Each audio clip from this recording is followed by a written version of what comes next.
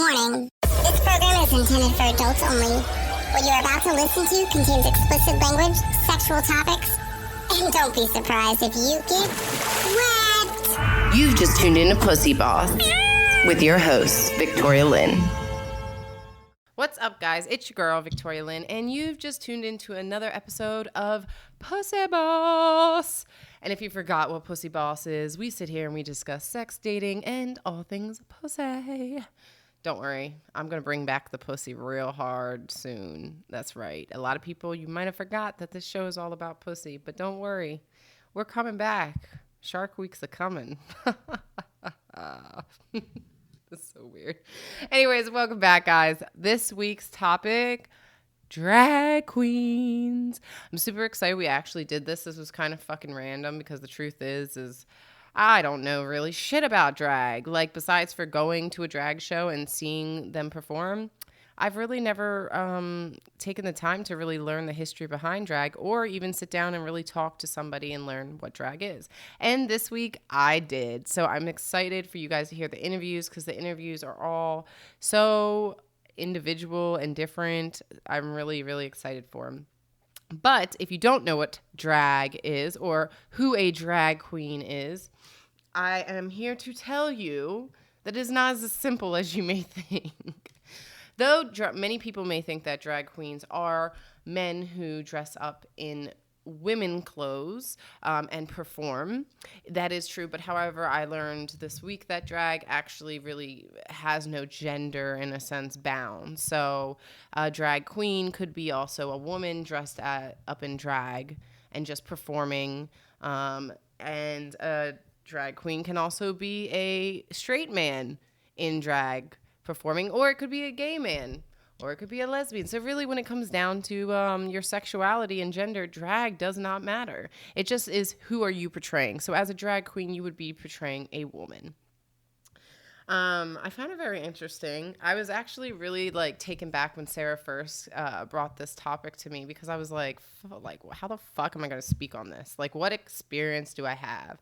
And the only experience I can really say that I have with drag are shows. And why do I feel like I can speak about this? I feel like I can speak about this because, dude, drag is amazing. Like, there's something about queens that, like, me as a woman, I just think, why am I not like that? Why do I not have that confidence? Why am I sitting here like, oh my God, I got such a fat thighs, blah, blah, blah. And these bitches are out there with thick thighs, rolls. They rocking it.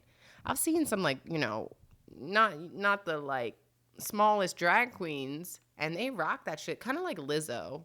You know, Lizzo, she rocks her whole curvy figure. There's no way you don't look at her and just think she exudes sex in her own way, and she's not fucking a skinny little model bitch. But it all comes down to confidence, right? And how you hold yourself. And I think that's something we can definitely take from drag queens or just drag in general, is the performance that comes on with it. Because it is a performance, you know? It's not just about dressing up in girls' or guys' clothing and trying something different.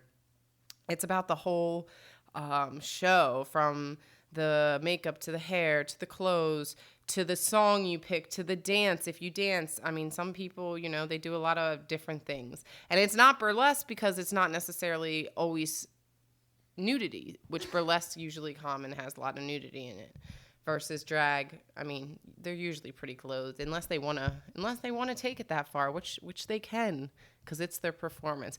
Honestly, if you've never seen a drag show, I think you're missing out.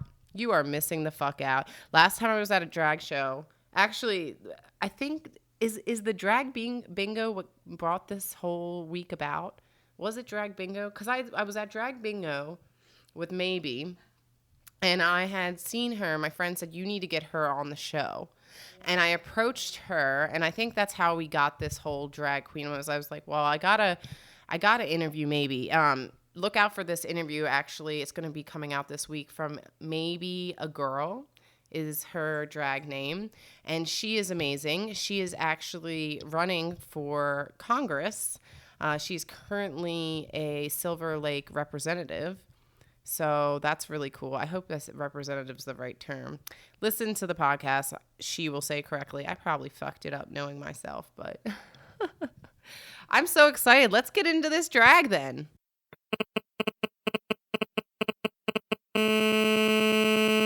Let's take a word from our sponsors.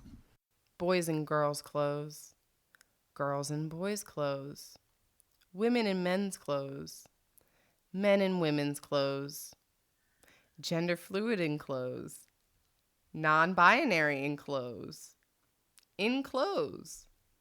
When we take out the gender, we're all left in clothes. And we're back. Okay, so I was like, well, what the fuck do I talk about this episode? Well, obviously, I got to give y'all some history of drag queens specifically. And so let's just fucking dive into it. I mean, there's a lot more than I actually even realized. And it all started really back in the Shakespearean times, because drag itself was tied to theater. So the stage during Shakespearean times was actually considered like used for religious purposes. So at that point, it was considered a religious right to be able to actually perform.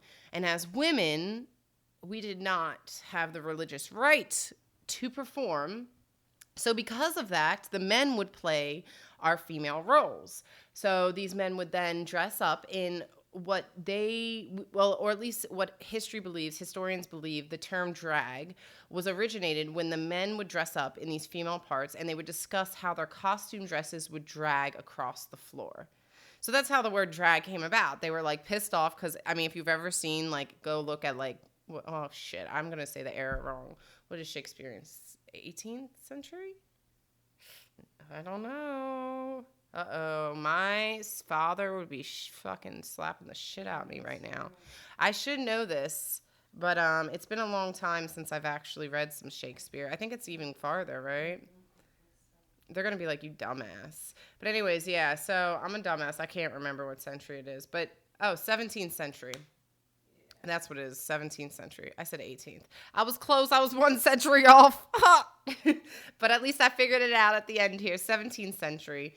But if you look at 17th century and look at what the females were wearing in their garb and garments and everything, it actually looks pretty heavy. So I could see men bitching about how it drags. Men be bitching about anything. I swear. They're bitching about fucking how their dress drags. Like, we have our period every month for like how many years of our lives. I don't want to hear about your fucking little costume dragging on the floor. Just saying. So these Shakespearean plays, if you did not know, were performed at the Globe Theatre in London. If you guys hear when people say Globe Theatre, that's what the fuck they're talking about. And so the drag began to like actually take on more of an individual form of entertainment versus a stage performance later, closer to earlier in the 20th century. And this is what they would call, and I'm going to definitely fuck this up because you know I like to fuck up words, but it was called a vaudeville? A what? Vaudeville. I totally fucking put some bullshit on there. It's called a vaudeville. What it looks like, actually how it looks, it sounds like it looks like when I'm reading the word, but I thought there's no way this word just sounds that easy. So I figured I'd put some accent to it and see what would happen, and Sarah corrected me. Thankfully. I don't know, thankfully or not thankful. I'm not really sure. But anyways, what a vaudeville is when a female impersonation, a person impersonates a female. So basically a female impersonator. So I don't know who's somebody that we would know off the top of the bat. Ow, my nose is itching so bad right now. Does that mean someone's thinking about me? It's itching like, whoa. Is that what that means? Yeah. It's itching so bad that whoever's thinking about me, they must be masturbating about me right now. They must be masturbating and thinking about me at the same time because I'm literally feel like I'm about to come or something. Oh my God. Okay, back to what I was saying. The vaudeville. Okay, so this actually gained traction in the early 20th century in the U.S., and that combined comedy, music, dance, and burlesque to create this offbeat type of entertainment. Well, through this, the first official drag queen came to existence, and her name was Julian Eltinge, which I definitely fucked that up too. Eltinge, whatever. You know what I'm saying. Her popularity and success earned her the title of actually being the highest paid actor in the world, surpassing even Charlie Chaplin. I fucked that one up there too. I'm like just creating words right now. Chaplin. You know what I'm saying though. That's crazy though. He's a huge fucking star. Everybody knows about him, but have you ever heard of Julian Eltinge? I like that better. Julian Eltinge. And you know what I find funny too is that though she's a drag queen, but she didn't change her name. Julian doesn't sound like a female name. It's either way. Is it? Julian? Dude, I don't know. Julian? Have you ever met a female? Oh, Julianne. Okay, you're right. It could be Julianne. So maybe it's Julianne. It's not Julian. It's Julianne Eltinge. Okay. Whatever. I'm sure you're like, bitch, can you learn my name if you're going to talk about me, you fucking hoe? I'm sorry, Julianne. I think I fucked it up there too again. But anyways, however, female impersonation and the history of drag is said to have actually entwined with gay culture around the 1930s. Before the 1930s, it wasn't, because I feel like a lot of people think like, oh, that's something gay men do. But it actually was not. It was considered more of a performance. And so in the 1930s, this was also around the time when the United States was entering the Prohibition era, which, if you don't know what the Prohibition era is, that's when they abolished alcohol production and consumption from the 1920 until 1933. So people went fucking crazy because you took away their booze. 13 years? Yeah, for 13 years you weren't allowed to drink. Yeah, so what happened is, I thought it was like 6 or something. no, 13 years. And the thing is that what happened is they created all these underground clubs and speakeasies, right? Because people still wanted to drink and party. Well, this actually gave drag and gay men an opportunity because people in society above ground wouldn't be okay with it. But in these speakeasies and these underground clubs, they were more open to it because they were already breaking the law. Why? Because they want to drink. So it's like it becomes a performance. It becomes something to watch. So out of the sight of the law, gay men felt free not only to be themselves, but they could also partake in things like drag. So they were able to be who they are in the underground world and a whole nother person while they're in the, society world. God, we've been hiding for so long. Like, whether you're gay, straight, whatever the fuck you like, we're all hiding. Like, why are we hiding? Yeah. Stop hiding. We need to stop hiding. PooseBoss says stop hiding. Let your pussy be out there. Let your dick be out there. Whatever it is you want to do. If you're not into sex and you into people's intelligence, let your brain be out there. I don't give a fuck. But just don't hide it. You like balloons and shit. The only thing you might want to hide is, like, if you like dogs. A lot of people won't like that. They won't be cool with bestiality. Could you think? I know, right? I'm surprised, honestly, there hasn't been a story yet of, like, a dog fucker, though. Like LA serial dog fucker going around and fucking dogs. I just feel like that's a story that maybe it's been there and they just can't share it because they're afraid of people will go up and panic. Because the amount of people that love their fucking dogs in LA, could you imagine if there was a serial dog fucker? Everyone would be like, we can't walk our dogs. Our poor dogs. They can't walk outside. There's a dog fucker. Maui's like, whatever. He's like, I'd like to see somebody try to fuck me. Anyways, back to drag. So, I mean, I think this is actually kind of really cool when you think about it, how the Prohibition era, how almost the society, right, without knowing, by them going against what the government wanted, right, by them going against the whole alcohol thing, they actually are leading to a place of where people can be more open. They actually, by doing that, they allowed somebody another opportunity, so it's really cool when you look at that kind of stuff. I mean, I hate fucking alcohol and I love alcohol. I still think that, like, I'm glad weed is finally legal because I'd much rather smoke blunt than anything else. Sorry, somebody keeps texting me. I'm fucking popular. But the increasingly popularity of speakeasies where drag was welcomed during Prohibition actually became known as the pansy craze. The pansy craze. Because it basically is fucked up, but what people were saying is they were calling gay men pansies, right? So they're calling it the pansy craze because once they opened up these speakeasies, they probably saw, in a sense, increase of people being who they are, an increase of this, what they would call gay men, right? And especially, everyone's so scared. I remember when people were like, oh, I can remember when I was younger, when, people were still like dealing with the issue of that people were gay. Oh my God. But I remember people being like, oh, a man that's so flamboyant, like, why does he have to, like, it was so offensive, right? And so that's how I feel this was, like, the pansy craze. Like, I can't believe that I watched this. They're so dramatic, but I can't stop looking, It's like, again, why? Because the people who probably called it the pansy craze were probably gay themselves, right? Yep.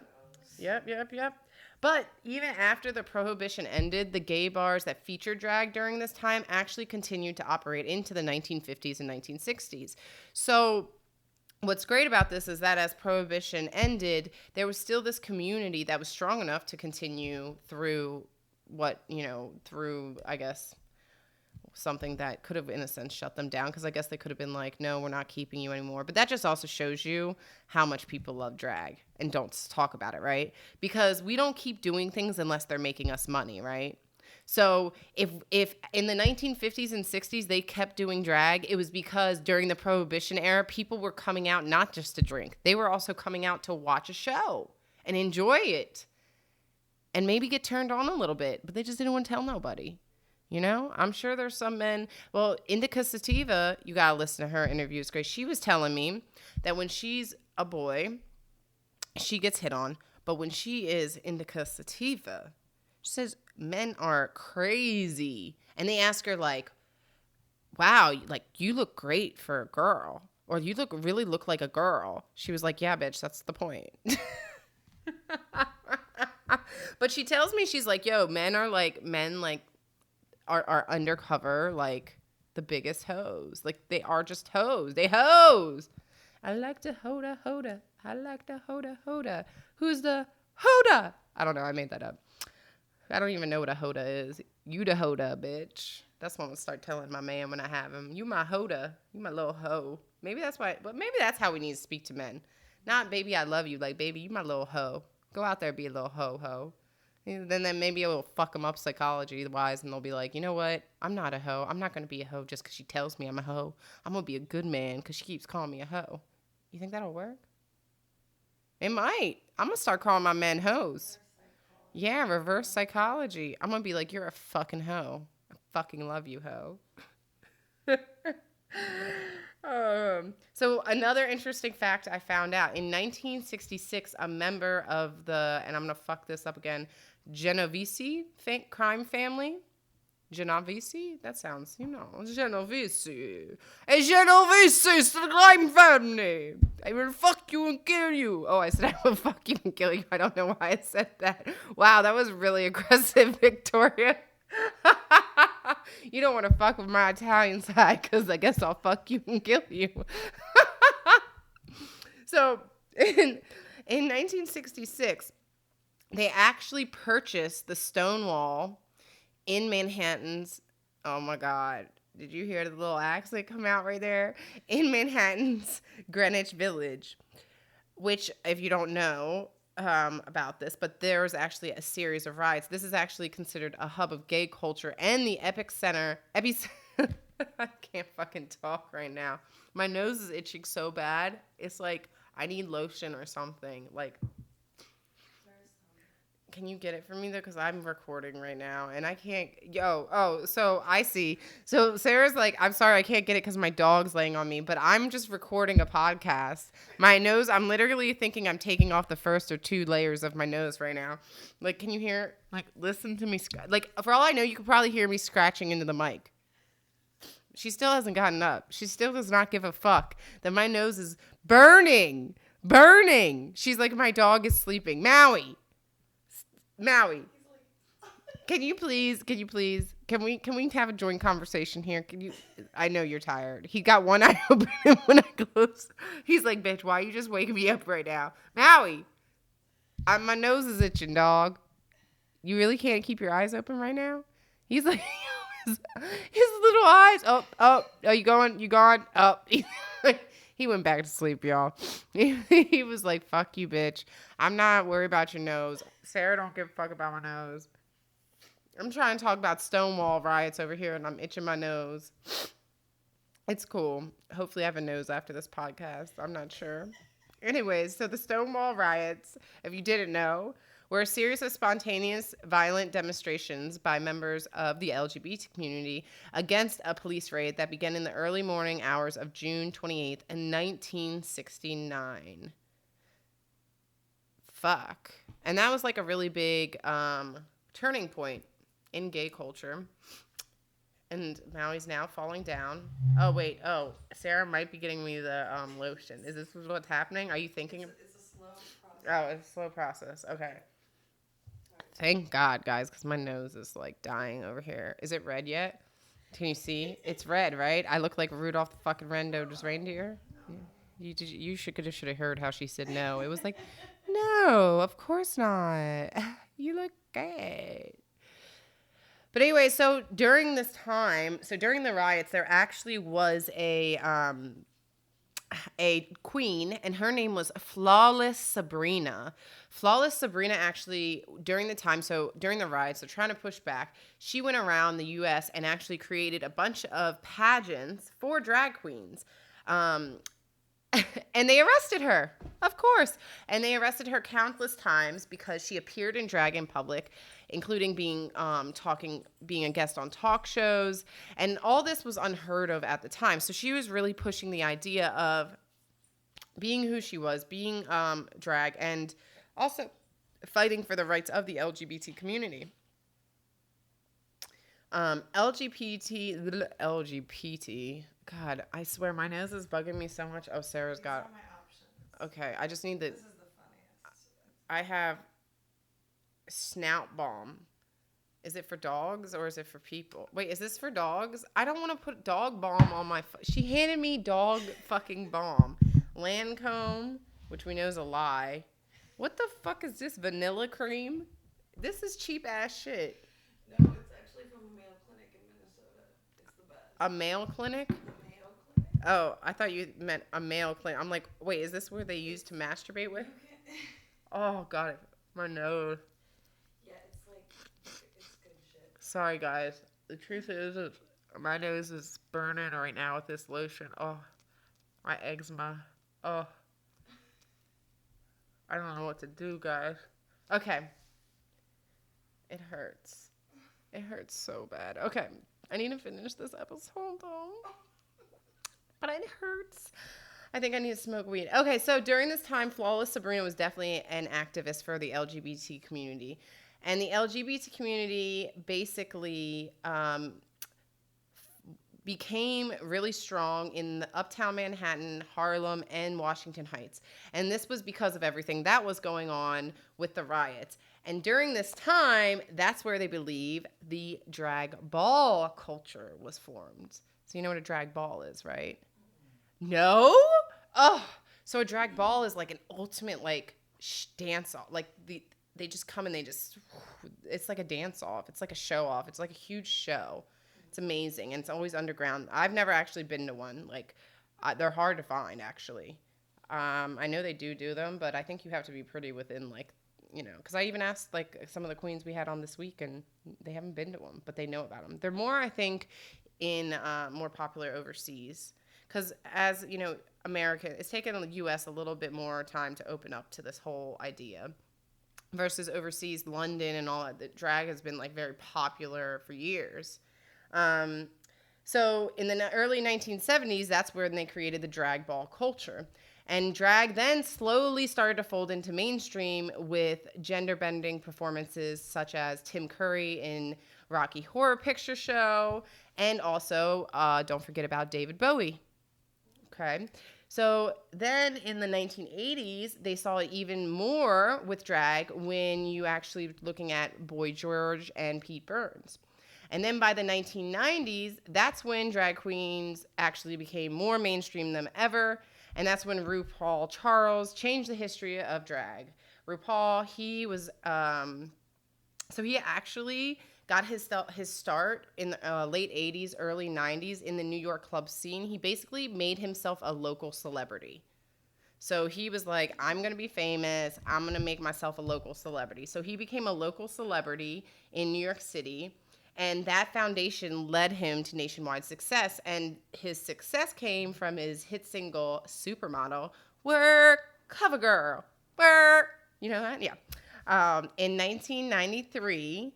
And since then, he's become a huge spokesperson for the drag community. He has a deal with MAC Cosmetics. He got his own talk show on VH1 and has a morning radio show.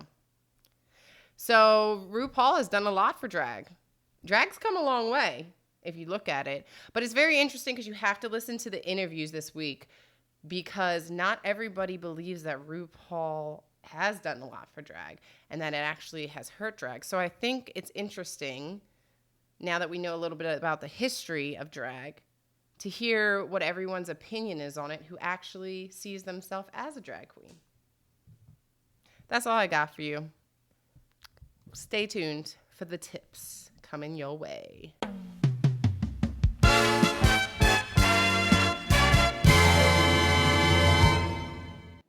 Now, let's take a second to hear from our sponsors. Are you sick of being the only person in the room nobody pays attention to? Are you over being that friend with absolutely no style? Do you feel like a clown when you try to do your makeup? Well, look no further. Solve all your problems with the new La Drag, a perfume made with confidence. When you put on La Drag, you will feel the transformation. Go from boring librarian to Sasha Fierce. Stop being a drag. Get out there and live with the new La Drag perfume, available now.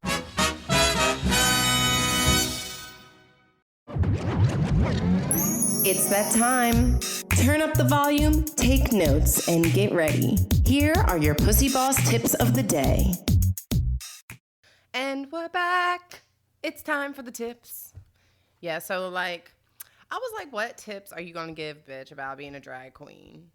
Honestly, I mean, the only thing I feel like I can help with when it comes to tips on being a drag queen is what I've learned from a drag queen, which is how to exude confidence, honey.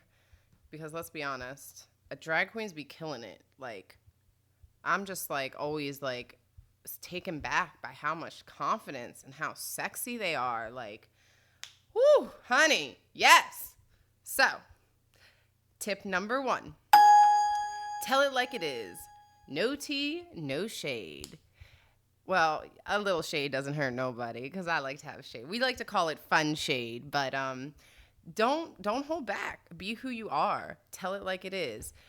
I think this is a great way to build confidence, is honestly to just be yourself, because nobody's going to like you. Not everybody's going to like you, but at least you know, right, that if you tell it like it is, you're being true to who you are. Tip number 2, never be afraid to be the best version of yourself. I think, yeah, everybody's afraid to be the best version of themselves. Wouldn't you say so, Sarah? Yeah, I think so. I think people are intimidated by their own best self, because if you can be that great and you're that means that you're not doing what you could be doing. So that means you have to look at yourself and be like, oh shit, so I could be happier if I did this, but instead I'm just sitting here and sulking. And then you have to realize, oh, I'm actually being a bitch and sulking. You know what I'm saying? You know, it makes me think of Euphoria, actually. What was her name? Rue, right? Rue went out and at least was trying to find herself. I actually really like Rue as a character, because Rue was adventurous and open, and I don't know, her dad is so fucking awesome too, right? Like, Rue's dad is one of my favorite characters, though he's got like the smallest part. Like, I feel like his role is so influential to her life because he literally tells her, like, he loves her for who she is. He doesn't make her feel bad, and he tells her it's okay to be who you are. The best version, be the best person you can be, you know? I really get that from that little dynamic relationship in Euphoria. But don't be afraid to be the best version of yourself. Just be the best version of your fucking self. It's hard, but you can do it. I believe in you. I'm still working on it. But I know I'm the best version of myself since a day ago. I'd be better and better every day. Better and better. Tip number 3. But don't forget, as I kind of mentioned before, everyone will not be your number one fan. The truth is, if you don't have haters, and I know you've heard this before, but this is a real talk. If you don't have fucking haters and people hating on you, then you're not doing something right. Because people are always going to hate. There are always going to be people who don't like you. There are always going to be people who don't think what you're doing is something good. There's people who probably out there think that I'm a dumbass for creating a podcast called PooseBoss. Or most people actually think it's Poose. Or what do they think it is? Poose? PooseBoss. But the truth is not everyone's going to like you. And I used to give a fuck about what people think. And I still do to an extent because I would be lying if I didn't, right? Because I can't go anywhere now without my fake lashes. They're my new thing. I love my fake lashes. But I'm like, bitch, I'm not looking cute. I can't be going seeing him, right? but the truth is, it's not even about makeup. But the truth is like, not everyone's going to like you, and it's okay. You'll move on. You'll find someone better that's worth your time because the people who ain't going to like you ain't going to be worth your time anyways because you probably don't even like them. You just sad because they don't like you. You know what I'm saying? Everyone I really cared about, like, think about back in, like, high school and shit where they didn't pay any fucking attention to me. Now they're like, I'm like, why did I care? I don't even know why I cared. I mean, we're nothing alike now. Actually, I don't think I'm like anybody from my high school. Well, that's not true because Frankie actually went to high school with me. She was saying I was talking too much I said, girl, I talk about you all the time. Look, now I'm going to talk about her all the time. Just be like, that's my bestie. She got her own little design company. Okay, I'm going way off. Anyways, tip number 4. No matter how your enemy's words and actions may be, how mean they may be, never let it get to the core of you. I think that's important, right? Like, no matter how nasty people are, no matter what they say, don't let it actually affect who you are inside, who you believe you are, who you know you are. Which is why I made this show, because I was not okay with being who I was. And now I'm still trying to figure it out. But you know, it's like Sarah with porn, right? Like, she really loves porn, okay? I know she does. I can tell that she gets excited. But it's like she's just not ready to take that step. But it's the core of her. If she just allowed... No, I'm just kidding. I know, it's a bunch of bullshit. Not literally this, but I mean, you know, most of what I'm saying as far as the bullshitting that's coming with the tips is kind of bullshit. But honestly, like, if I let people, when I let people fuck with who I am, it fucks with everything in my life, right? If you let somebody fuck with who you are, your fucking room's a mess, you're fucking crying all the time, you're feeling woe is me, you're probably eating a bunch of food, you're not doing whatever for your body. Maybe if you're good, you go to the gym because you're crazy and you're like, I'm going to get in so much better weight because this person pissed me off. I've had that happen to me, you know. There have been times in my life where I went to the gym because I got pissed off, but you just can't let people fuck with you like that. Like, if that's one thing that I've learned for sure is it's like, people are going to fuck with you, and you just got to be like, thank you. Thanks, bitch. And move on with your fucking day. Tip number 4. Oh, nope. I'm sorry. We're at tip number 5. Tip number 5. Be fierce. Honey, drag queens, drag kings. Honestly, I'm going to even say throw gay men in here. Fierce. Fierce. They do not give a fuck. Like, I don't know what it is about why are women. Oh, I'm about to cough. Ooh. Okay. The spirit does not want me talking bad about women right now. It's like, What are you about to say about women? Oh, thank you, Sarah. Yeah, but I don't want no spills either. But why is it that as women, I feel like we're fierce, but we ain't fierce? Like when I walk into a room with a bunch of like drag queens and gay men, like, you know what I'm talking about, Sarah? That energy they give off, like that I'm the shit, bitch. Yeah. Like everybody in the room is the shit. Yeah. And they don't give a fuck. They like, I'm the shit, bitch. And I'm like, how do I get this? When they put it on, they become this persona. So it's like, I think we should learn from that as people, not just as women, because everybody needs confidence, not just women, okay? Because men are insecure as fuck, too. They just can't, they pretend they ain't, but we all know. Ladies, we know, right? Because we all know. But I think, like, it's all about, like, you know, owning yourself and owning your body and being fierce and, like, taking that performance idea that they bring to the stage, queens do, and, like, bring it into your life. Hell fucking yeah. If you walk through life fierce, like, fucking Rihanna's fierce. That bitch is fierce. Beyonce's fierce. I think Halsey's fierce too because I fucks with Halsey, but she ain't fierce like Rihanna or, you know, Beyonce. Sorry, Halsey, but I'm just saying, you get the idea.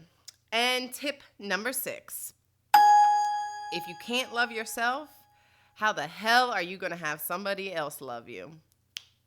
Which is true. And how are you gonna love them? So really, the whole thing with exuding confidence is all about just being true to who you are. I think that's what we can learn from queens, right?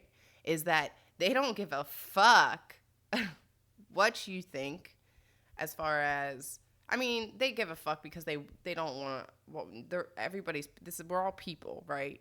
But at the end of the day, they don't give a fuck what you think about their personal standards for themselves or how they hold their life. And honestly, we shouldn't care how each other, as long as nobody's affecting one another, why do we care so much about what somebody does with their body, with their life?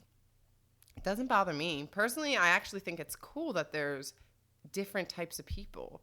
Like, if we're all the same, it would be a boring-ass fucking world. Like, fuck that. And, you know, I always laughed when I don't know when my parents, but you know when you heard that saying, like, oh, you came into this world alone and you'll go out of this world alone, you need to love yourself. And I remember thinking, that sounds so depressing and blah.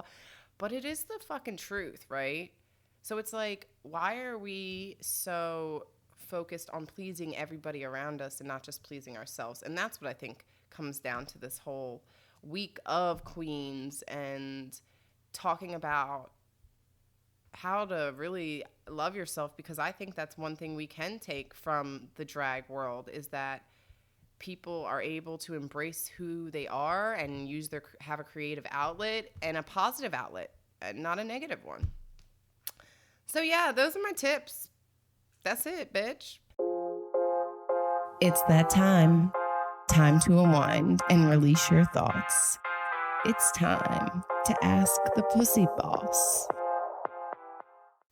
And we're back. It's time to ask the pussy boss. Pussy boss.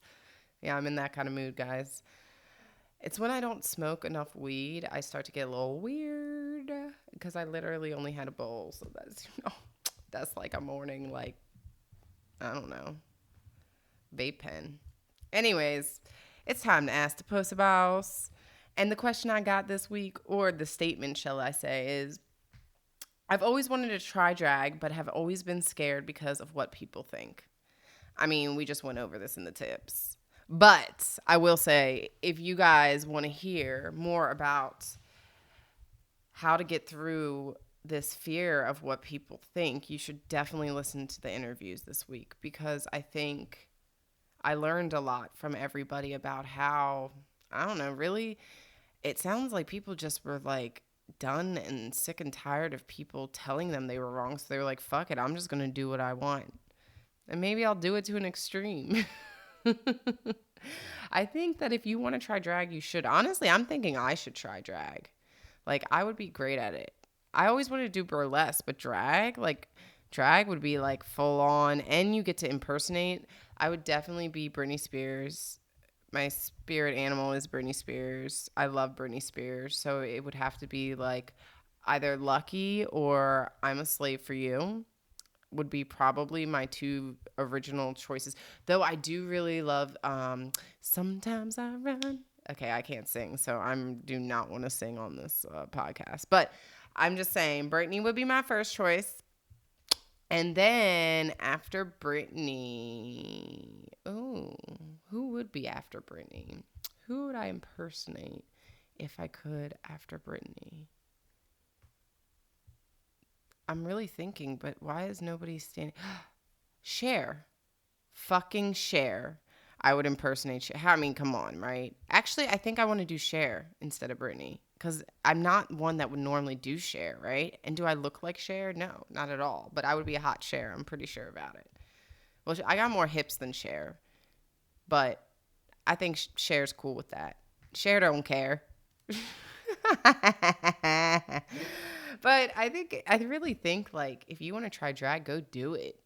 And listen to what everybody said in the interview. Like, the best ways to go out and do it are to get involved, go to the shows, meet people, become part of the community, support the community, tip the queens, you know. They gonna remember the tippers, then they gonna give you the good advice. Because, you know, I guess there's got to be advice, especially, like, I mean, if you're a dude, you're definitely tucking. I would like to know how that works. That's what I should ask. How do you tuck? I didn't ask that this week. I just thought about that. Fuck. It's okay. I know Indica Sativa will be back on, and she already told me she's cool with telling me all about tucking and everything else. You guys have to listen to the interviews this week. They're really great. But I think whether it's drag, whether it's webcam modeling, whether it's working out, whether it's that taco meat you've never tried before. If you want to try something, who gives a fuck what people think? Go out and do it. I mean, if I cared what people think, I wouldn't be having this podcast called Pussy Boss right now. And I wouldn't feel so great about myself because I get to talk about pussy all day. I mean, seriously, this is the best part of my life. My life has never been better. As I stare at Sarah. It's just Sarah and I, you know, on these long, long days, all alone, on our podcast. But we love it. Yeah. Because I'm not. Because you know what? Because we don't care what people think. And we know that we have a great concept and idea, and we want to share it with the fucking world. And so we're doing it. And I don't care if, you know, people don't like the word pussy. Because I like the word pussy. And that's all that matters. And so if you want to do drag, that's all that matters. Go out and do it, honey. Let's go. Oh, and by the way, if anyone who's listening to this podcast knows where a ball is, a drag ball, I want to go, a ballroom, whatever they call it. I think it's a ballroom drag ball. You get the idea. You know what I'm talking about. Tiana Taylor, it's in her videos. Somebody take me, please. I want to go. And that's it for your Pussy Boss tips. Love y'all. All right, my Pussy Boss bitches. That's the end, or at least the end of this episode. Make sure to follow me, Victoria Lynn, at official Victoria Lynn. And don't forget to follow the show at Pussy Boss on YouTube, Twitter, Instagram, and Facebook. Show this pussy some love. Until next time, it's your girl, Victoria Lynn. And remember, ladies, to keep patting that puss.